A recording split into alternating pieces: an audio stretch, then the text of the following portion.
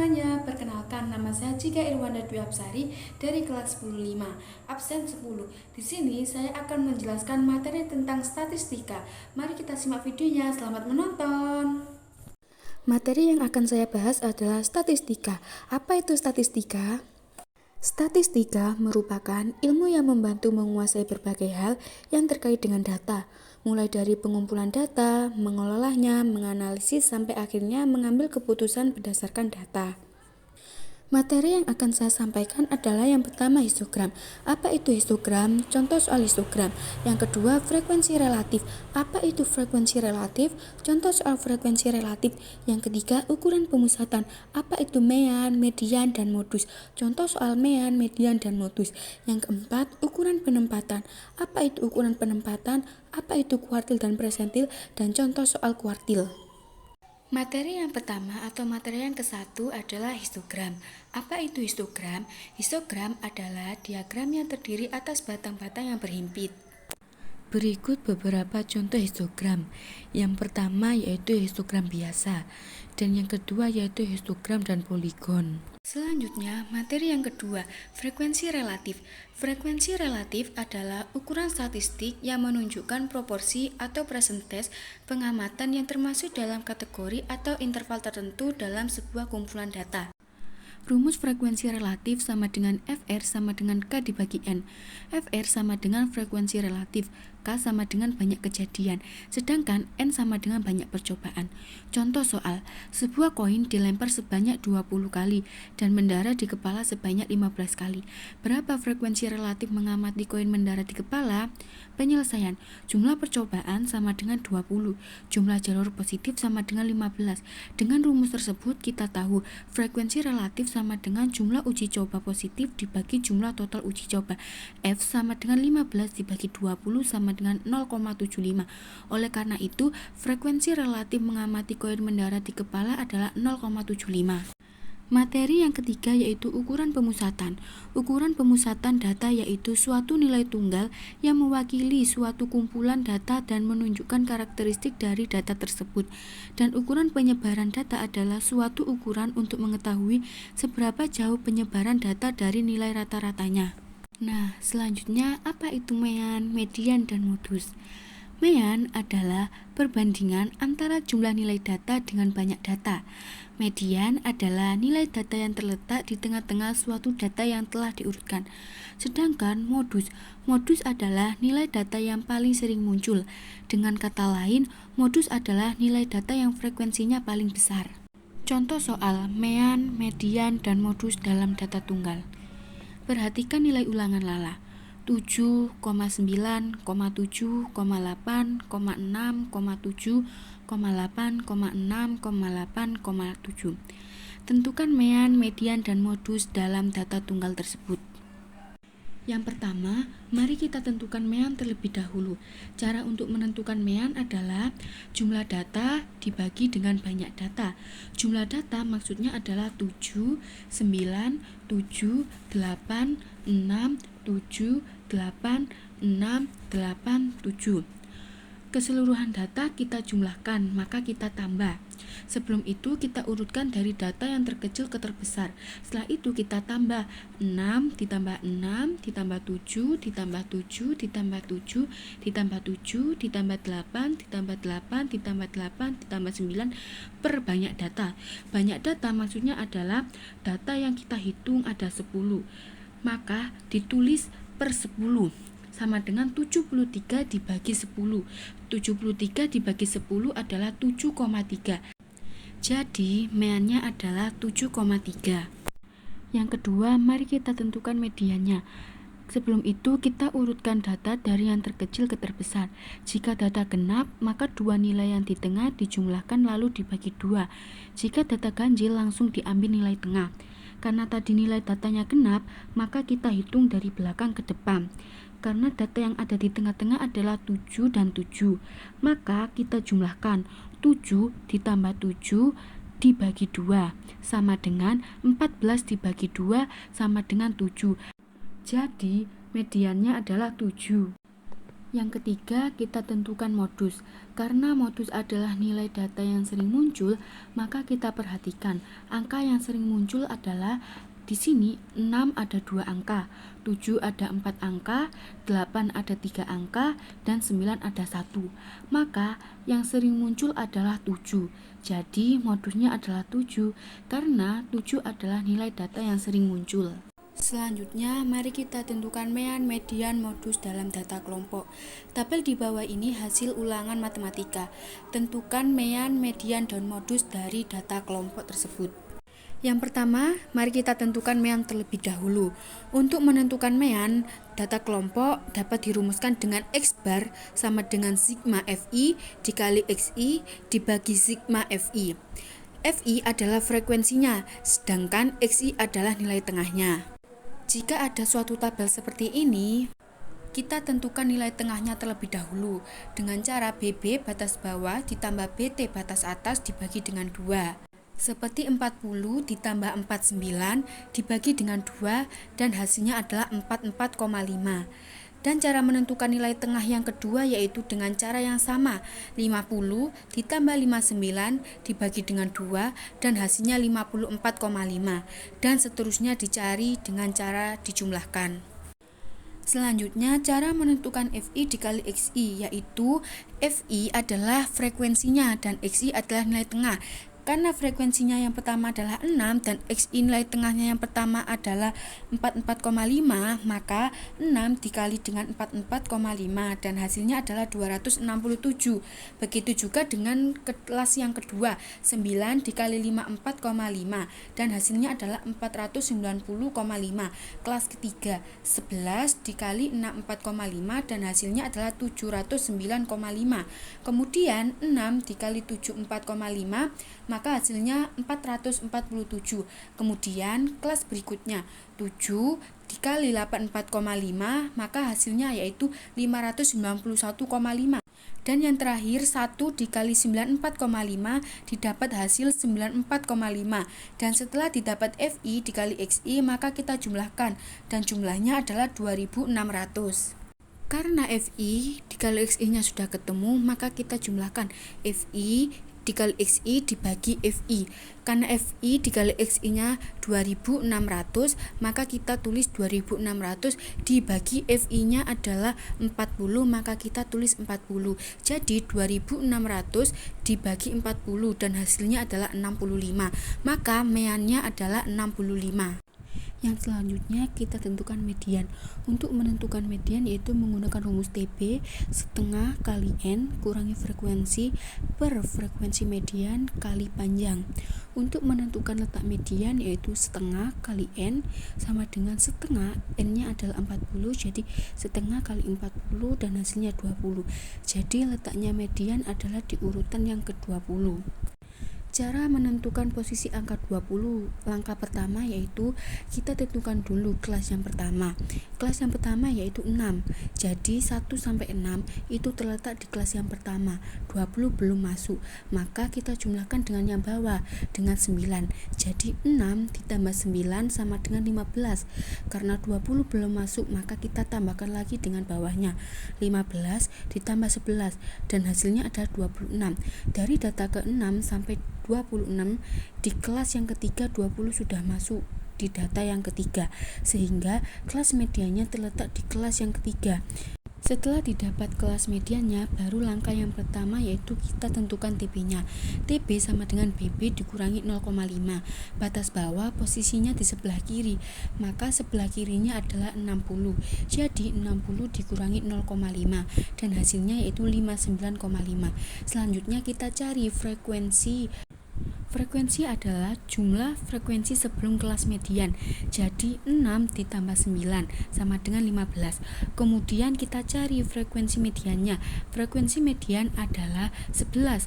Kemudian kita tentukan panjang interval kelasnya. Cara menentukan panjang interval kelas yaitu kita hitung ada berapa angka di kelas yang ketiga.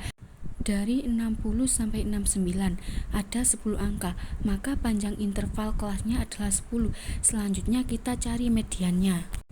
Cara menentukan median yaitu TB tambah setengah kali N kurangi frekuensi dibagi dengan frekuensi median dikali dengan panjang. Median sama dengan TB-nya sudah ketemu yaitu 59,5 ditambah setengah kali N juga sudah ketemu yaitu 20 dikurangi frekuensinya juga ketemu yaitu 15. Jadi 20 dikurangi 15 dibagi dengan frekuensi median. Frekuensi mediannya juga sudah ketemu yaitu 11. Jadi 20 dikurangi 15 dibagi dengan 11. Panjangnya intervalnya juga sudah ketemu yaitu 10.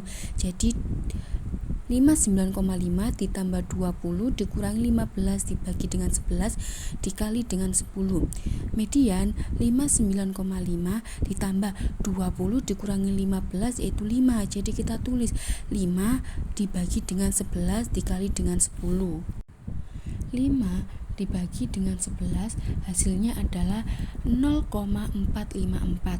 Baru setelah itu kita kalikan dengan 10. 0,454 dikali dengan 10 dan hasilnya adalah 4,54. Komanya mundur karena pengaliannya 10. Setelah itu baru kita jumlahkan 59,5 ditambah 4,54 hasilnya adalah 64,4. Jadi mediannya adalah 64,4. Selanjutnya yang terakhir yaitu kita tentukan modus. Modus rumusnya adalah TB ditambah D1 dibagi dengan D1 ditambah dengan D2 dikali dengan P. D1 adalah selisih frekuensi kelas modus dengan kelas sebelumnya. Kalau D2 adalah selisih frekuensi kelas modus dengan sesudahnya. Di dalam menentukan modus atau median, langkah pertama yaitu kita tentukan dulu posisi kelas modusnya di mana. Cara menentukan kelas modusnya adalah pilihlah kelas yang memiliki frekuensi paling tinggi. Frekuensi yang paling banyak ada di kelas yang ketiga, yaitu dengan frekuensi 11. Menentukan D1-nya adalah frekuensi kelas modus yaitu 11 dikurangi dengan sebelumnya, sedangkan D2-nya dikurangi dengan sesudahnya. Kemudian kita langsung cari TB-nya. TB sama dengan BB dikurangi 0,5. BB-nya adalah 60. Jadi 60 dikurangi 0,5 hasilnya adalah 59,5. Selanjutnya kita cari D1. D1-nya adalah jumlah frekuensi dikurangi dengan kelas sebelumnya. Maka 11 dikurangi 9 hasilnya adalah 2. Lalu D2 dikurangi dengan sesudahnya. Maka 11 dikurangi 6 hasilnya adalah 5. Lalu kita cari panjang interval kelasnya. Panjang interval kelasnya sama yaitu 10. Setelah didapat TB, D1, D2 dan panjang interval kelas, baru kita bisa menentukan modus sama dengan TB ditambah D1 dibagi dengan D1 tambah D2 dikali dengan panjang. Kemudian kita masukkan angkanya. TB adalah 59,5 ditambah D1-nya adalah 2 dibagi dengan 2 tambah 5. D1-nya adalah 2 dan D2-nya adalah 5 dikali dengan 10. Kita operasikan dulu yang ada di dalam kurung sehingga sama dengan 59,5 ditambah 2/7 karena 2 ditambah 5 hasilnya adalah 7 dikali dengan 10. Kemudian 2 dibagi dengan 7 dan hasilnya adalah 0,285. Baru dikalikan dengan 10. 0,285 dikali 10 adalah 2,85. Baru kita jumlahkan dengan TB-nya. TB-nya adalah 59,5. Jadi 59,5 ditambah dengan 2,85 dan hasilnya adalah 62,35. Jadi modusnya adalah 62,35. Selanjutnya yaitu materi yang keempat, yaitu ukuran penempatan. Ukuran penempatan merupakan ukuran yang membagi urutan data menjadi beberapa kelompok yang sesuai letak dan urutannya. Kuartil adalah nilai yang membagi data yang berurutan menjadi 4 bagian yang sama banyak. Persentil adalah nilai-nilai yang membatasi data yang menjadi 100 bagian yang sama setelah nilai data diurutkan. Contoh soal kuartil data tunggal yaitu 12, 13, 11, 6, 4, 9, 3, 7, 6, 5, 9. Tentukan kuartil 1, kuartil 2, dan kuartil 3-nya. Cara untuk menentukan kuartilnya yaitu yang pertama kita urutkan data dari yang terkecil hingga yang terbesar. Setelah diurutkan, kita cari kuartilnya. Rumus kuartil untuk Q1 yaitu N tambah 1 dibagi 4. Q2 yaitu 2 dikali N ditambah 1 dibagi 4. Untuk Q3 yaitu 3 dikali N ditambah 1 dikali 4. N adalah menyatakan banyak jumlah data, jadi 11 ditambah 1 dibagi 4 sama dengan 12 dibagi 4. Hasilnya 12 dibagi 4 yaitu 3. 3 bukan jawaban, melainkan urutan jawabannya. Berarti kuartil pertama adalah 5, karena 5 berada di urutan yang ketiga. Selanjutnya 2 dikali 3 hasilnya 6, maka kuartil kedua adalah angka dengan urutan ke-6, yaitu kuartilnya adalah 7. Selanjutnya 3 dikali 3 sama dengan 9, maka kuartil ketiganya adalah angka dengan urutan ke-9, yaitu 11. Jadi Q1 nya adalah 5, Q2 nya adalah 7, dan Q3 nya adalah 11. Selanjutnya cari kuartil dari data kelompok dari tabel di samping. Soal yang pertama adalah kuartil bawah atau Q1. Cara menentukan kuartil bawah yaitu kita jumlahkan dulu frekuensinya. Jika sudah ketemu kita tuliskan, hasilnya adalah 60. Selanjutnya kita tentukan frekuensi kumulatifnya. Cara memperoleh frekuensi kumulatif yaitu nilai yang diperoleh dari angka 9 yang ada di frekuensi baris pertama. Untuk baris yang kedua yaitu 9 ditambah 11 dan hasilnya ada 20. Dan barisan yang ketiga yaitu 20 ditambah 17 dan hasilnya adalah 30. Di barisan yang keempat adalah 37 ditambah 12 dan hasilnya 49. Di barisan yang kelima yaitu 49 ditambah 8 dan hasilnya ada 57, dan di barisan yang terakhir adalah 57 ditambah 3 dan hasilnya 60. Itu adalah cara memperoleh frekuensi kumulatif. Langkah selanjutnya adalah kita cari letak Q1 nya dahulu. Untuk Q1 rumusnya adalah 1/4 dikali N. 1/4 dikali N, N nya adalah 60, jadi 1/4 dikali 60 dan hasilnya adalah 15. Lalu Q1 sama dengan TB ditambah 1/4 dikali N dikurangi FK dibagi dengan FQ dikali P.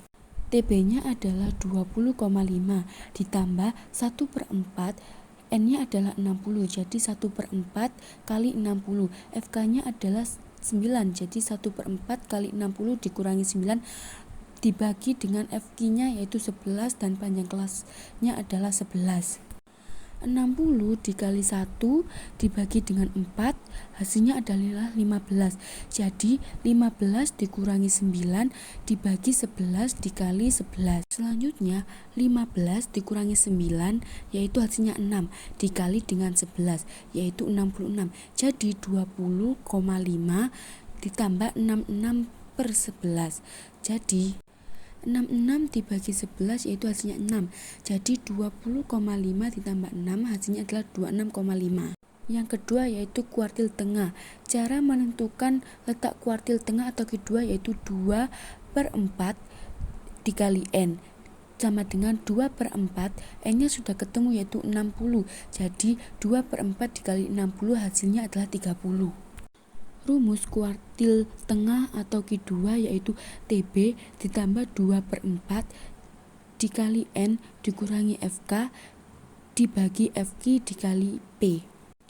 TB sama dengan 31,5 ditambah 2/4, N nya adalah 60, jadi 2/4 dikali 60 dikurangi FK nya adalah 20, jadi dikurangi 20 dan FQ nya 17 dan panjang kelasnya adalah 11, jadi 31,5 ditambah 2/4 dikali 60 dikurangi 20 dibagi 17 dikali 11 sama dengan 31,5. 60 dikali 2 dibagi 4 hasilnya adalah 30, jadi 30 dikurangi 20 dibagi 17 dikali 11 Hasilnya adalah 110 dibagi 17. 110 dibagi 17 yaitu 6,47. Jadi 31,5 ditambah 6,47 yaitu 37,97. Yang terakhir adalah kuartil atas. Cara menentukan letak ketiga yaitu sama dengan 3/4 dikali N sama dengan 3/4 dikali 60. Hasilnya adalah 45. Rumus kuartil atas yaitu Q3 sama dengan TB ditambah 3/4 dikali N dikurangi FK dibagi FQ dikali P. TB-nya adalah 42,5 ditambah 3/4 dikali 60 dikurangi FK-nya 37 dan FQ-nya 12. Jadi 3/4 dikali 60 dikurangi 37 dibagi 12 dan dikali 11. Sama dengan 42,5 ditambah 60 dikali 3 dibagi 4 hasilnya adalah 45. Jadi 45 dikurangi 37 dibagi 12 dikali 11. Selanjutnya adalah 42,5 ditambah 88. 88 hasil dari 45 dikurangi 37 dikali 11. Jadi 42,5 ditambah 88 dibagi 12.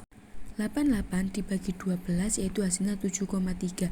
Jadi 42,5 ditambah 7,3 dan hasilnya adalah 49,8. Selanjutnya yaitu rumus presentil. Rumus presentil adalah PI sama dengan TB ditambah I per 100 dikali N dikurangi FK dibagi FI dan dikali P. Selanjutnya adalah jangkauan interkuartil. Jangkauan interkuartil adalah selisih antara persentil ke-75 dan persentil ke-25. Dengan kata lain, IGR adalah kuartil ketiga dikurangi kuartil pertama. Rumus jangkauan interkuartil yaitu jangkauan interkuartil sama dengan kuartil atas atau Q3 dikurangi dengan kuartil bawah atau Q1. Yang terakhir adalah varians dan simpangan baku. Varians adalah rata-rata dari jumlah kuadrat simpangan tiap data. Sedangkan simpangan baku adalah nilai akar dari varians atau ragam. Rumus yang pertama adalah rumus varians data tunggal, yaitu S kuadrat sama dengan 1 per N sigma N I sama dengan 1 dikali XI dikurangi X bar dikali 2.